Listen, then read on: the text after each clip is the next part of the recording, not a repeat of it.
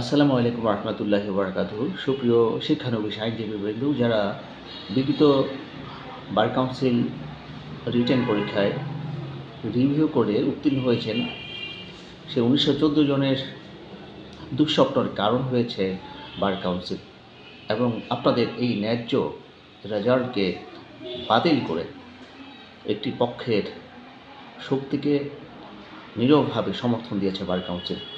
সে এই ধরনের কার্যক্রমের বিরুদ্ধে আপনাদের দীর্ঘদিনের আন্দোলন সংগ্রাম অব্যাহত রয়েছে।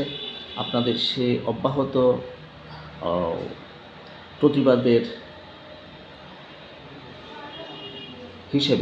প্রতিবাদের অংশ হিসেবে আগামী 7 এবং 8ই জানুয়ারি সে 1914 জনের পক্ষ থেকে বার কাউন্সিলের সম্মুখে একটি অবস্থান কর্মসূচি ঘোষণা করা হয়েছে।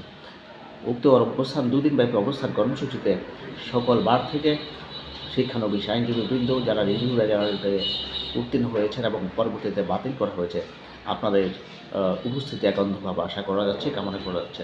আপনাদের এই যৌক্তিক দাবি আদায়ের জন্য আপনাদের অবস্থান কর্মসূচি অবশ্যই একান্তভাবে কামনা করা হচ্ছে।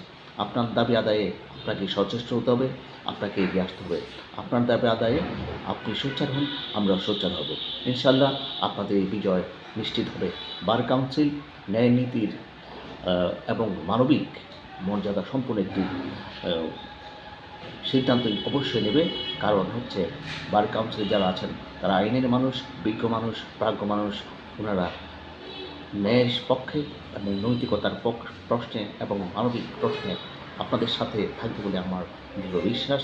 এবং 1914 জনের রেজাল্ট পুনর্বহাল করে আপনাদেরকে আগামী দিনে কোর্টাঙ্গনে আপনার যে দীর্ঘদিনের আপনাদের ইচ্ছে, দীর্ঘদিনের আশা আকাঙ্ক্ষা, সেটা প্রতিফলন ঘটবে এই আশাবাদ ব্যক্ত করে আবারও আপনাদেরকে 7 এবং 8ই জানুয়ারি বার কাউন্সিলের সম্মুখে সকাল 10 ঘটিকায়